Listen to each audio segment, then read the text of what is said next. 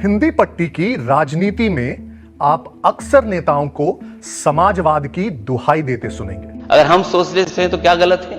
आप भी तो सोशलिस्ट हो और प्रेमवल में सोशलिस्ट हैं। और अगर सोशलिस्ट पे प्रश्न लगाते हैं तो आप डेमोक्रेटिक भी नहीं हैं, आप लोकतंत्र पर भरोसा नहीं करते हैं। कई बार तो समाजवाद ही देश दुनिया की सारी समस्याओं का रामबाण इलाज प्रतीत होता है। बिहार की राजनीति में समाजवाद का एक विशेष स्थान रहा है। यह केवल एक नारा नहीं बल्कि यहाँ की सामाजिक संरचना और राजनीतिक चेतना को गढ़ने वाली विचारधारा रही। समाजवाद की मूल सोच है समता मूलक समाज। राजनीतिक आरक्षण के साथ शिक्षा, जमीन और पूंजी में जब तक समाज के सभी वर्गों की हिस्सेदारी नहीं होगी तब तक समता मूलक समाज नहीं बनाया जा सकता है। जयप्रकाश नारायण के संपूर्ण क्रांति आंदोलन से लेकर राम मनोहर लोहिया के समानता के समाज के स्वप्न तक बिहार समाजवादी प्रयोगों की प्रयोगशाला रहा है। यहीं से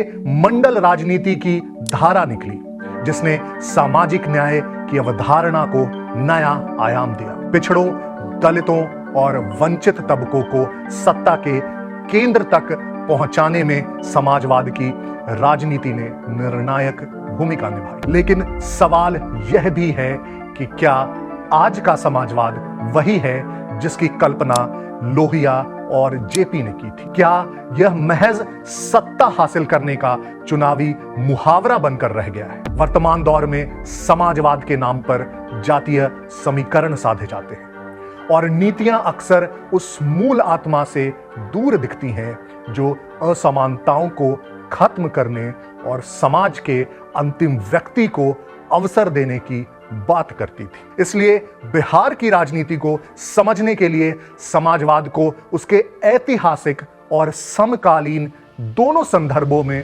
समझना बेहद जरूरी है। It promised a world of harmony and abundance if only property was shared by all and distributed equally.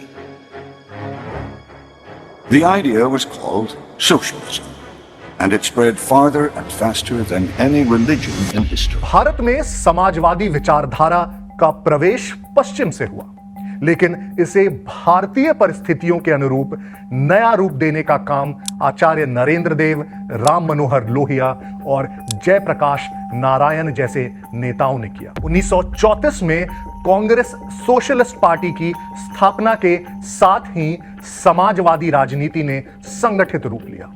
यह समूह मानता था कि केवल राजनीतिक स्वतंत्रता पर्याप्त नहीं है, सामाजिक और आर्थिक बराबरी के बिना स्वतंत्रता अधूरी है। गांधी से प्रेरणा लेते हुए समाजवादियों ने भारतीय गांवों, किसानों और मजदूरों को अपनी राजनीति का केंद्र बनाया। स्वतंत्रता के बाद पंडित नेहरू ने योजनाबद्ध विकास और मिश्रित अर्थव्यवस्था के जरिए समाजवाद को सरकारी नीतियों का हिस्सा बनाया। पंचवर्षीय योजनाएं, भारी उद्योगों पर निवेश, सार्वजनिक क्षेत्र की कंपनियां और कल्याणकारी राज्य की अवधारणा, ये सब उसी समाजवादी सोच की देन थी। हालांकि यह समाजवाद ज्यादातर आर्थिक नीतियों तक सीमित रहा और आम जनता के जीवन में सामाजिक समानता नदारद रही। यही वह अंतर था जिसने आगे चलकर क्षेत्रीय समाजवादी आंदोलनों को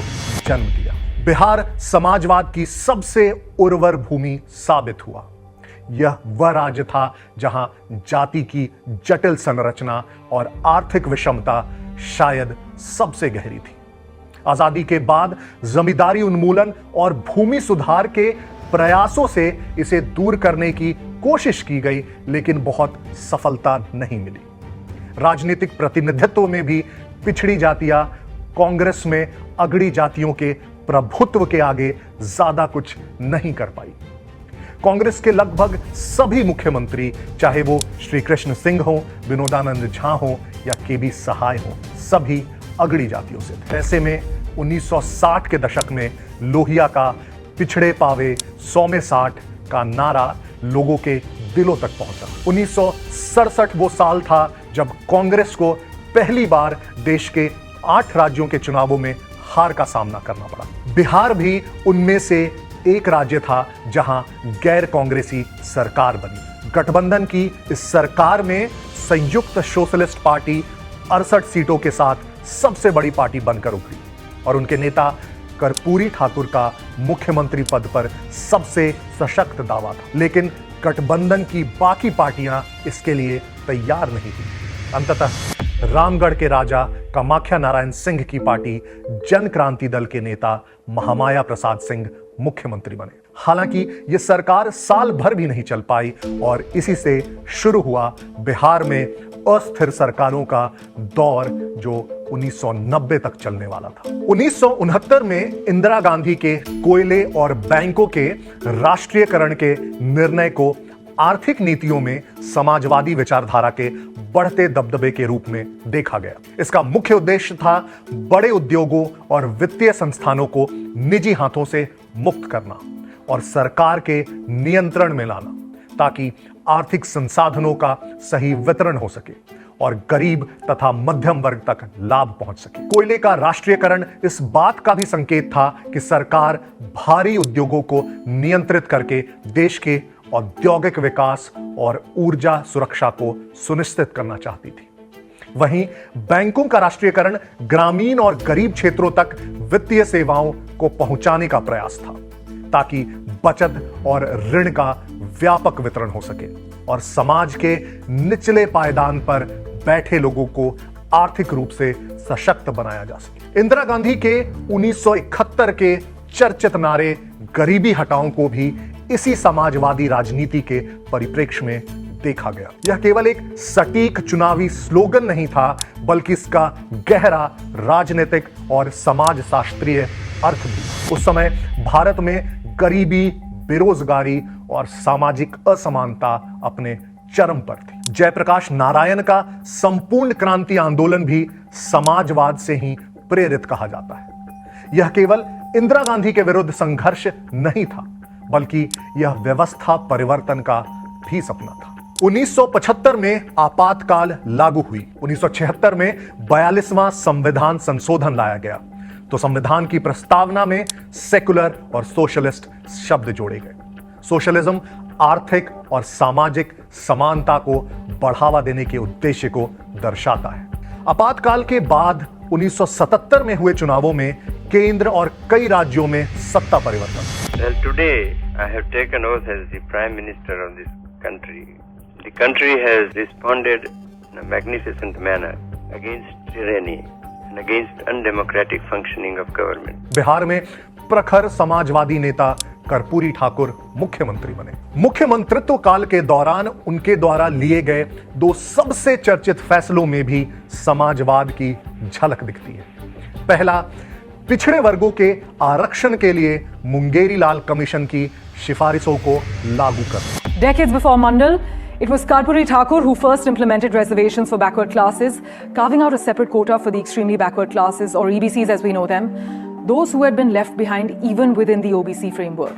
और दूसरा, 10वीं की परीक्षा में अंग्रेजी की अनिवार्यता खत्म करना। कमजोर वर्गों से आने वाले कई छात्र अंग्रेजी के कारण 10वीं पास नहीं कर पाते थे और पढ़ाई छोड़ देते थे। हालांकि इसकी खूब आलोचना भी हुई और इस नियम से पास हुए बच्चों को कर्पूरी डिवीजन से पास कहा जाने लगा। 1980 के दशक में कांग्रेस की केंद्र और बिहार में वापसी होती है और समाजवादी मुख्यतः विपक्ष की आवाज बनते हैं। 1988 में राजीव गांधी के कैबिनेट से इस्तीफा देकर भ्रष्टाचार के खिलाफ मुखर आवाज बने वीपी सिंह समाजवादी राजनीति का सबसे सफल दलगत प्रयोग करते हैं। वीपी सिंह लोकदल, जगजीवन कांग्रेस और अपने नवनिर्मित पार्टी जन मोर्चा के विलय से जनता दल का गठन कर इसी जनता दल से आगे जाकर देश की कई पार्टियां निकलती हैं, जैसे लालू जी की राष्ट्रीय जनता दल, देवेगौड़ा की जनता दल सेकुलर, जनता दल यूनाइटेड, लोक जनशक्ति पार्टी और समाजवादी पार्टी। साथ ही अलग अलग राज्यों में कई और छोटी पार्टियां बनती हैं। इन दलों के बनने के पीछे कई कारण थे, जैसे नेतृत्व संघर्ष और व्यक्तिगत मतभेद, क्षेत्रीय राजनीतिक जरूरतें और जातिगत समीकरण। वीपी सिंह की जनता दल सरकार ने मंडल आयोग की सिफारिशों को लागू कर पिछड़े वर्गों को राजनीतिक ताकत दी और समाजवाद की राजनीति को नई धार। 1990 के चुनावों में बिहार में लालू प्रसाद यादव समाजवाद के नए प्रतीक के रूप में उभरे। उन्होंने इसे सामाजिक न्याय और हाशिए के तबकों की राजनीतिक भागीदारी से जोड़ा। भूरा बाल साफ करो जैसे विवादित नारे और मंडल की राजनीति ने उन्हें पिछड़े वर्गों का नायक बना दिया। गरीब गुरबा, मुसलमान और वंचित समाज लालू में अपना प्रतिनिधि देखने लगा। लेकिन यही दौर समाजवाद के लिए दो धारी तलवार साबित हुई। एक ओर यह वंचितों के सशक्तिकरण का युग था, तो दूसरी ओर शासन में गिरावट, भ्रष्टाचार और जातिवादी राजनीति ने समाजवाद की नैतिक ताकत को कमजोर कर दिया। 2005 आते आते समाजवाद के लालू मॉडल पर से लोगों का विश्वास उठ चुका था।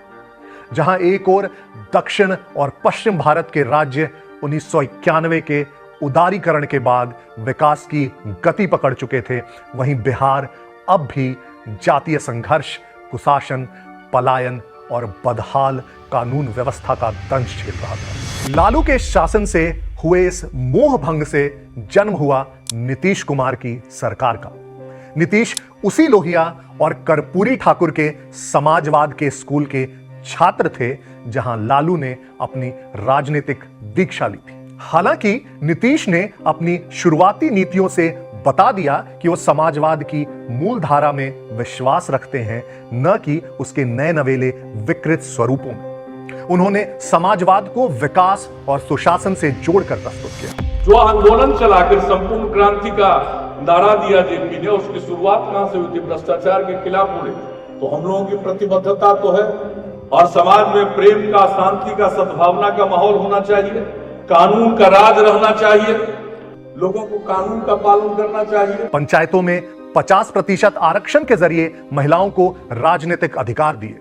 साइकिल योजना से लड़कियों की शिक्षा को प्रोत्साहन मिला और जातीय पहचान की राजनीति से आगे बढ़कर उन्होंने प्रशासनिक सुधारों पर जोर दिया। नीतीश का समाजवाद लालू से अलग था। जहां लालू ने प्रतिनिधित्व पर जोर दिया, वहीं नीतीश ने अवसर और व्यवस्था सुधार को प्राथमिकता दी। आज बिहार की राजनीति में समाजवाद अब भी सबसे लोकप्रिय नारा है, लेकिन इसकी आत्मा कहीं खो सी गई है। जेपी और लोहिया का समाजवाद समानता और अवसर का सपना था, जबकि आज का समाजवाद जातीय गठबंधनों और चुनावी समीकरणों का औजार बन गया है।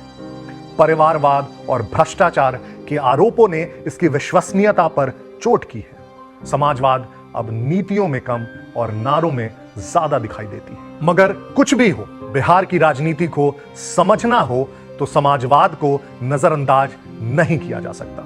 यह केवल एक विचारधारा नहीं, बल्कि बिहार की सामाजिक चेतना और सत्ता संरचना को गढ़ने वाला प्रमुख कारक रहा है। समाजवाद की यही यात्रा सपनों से नारों तक, आंदोलन से चुनावों तक बिहार की राजनीति का एक अभिन्न हिस्सा रहा है और शायद आने वाले कई वर्षों तक रहेगा। धन्यवाद।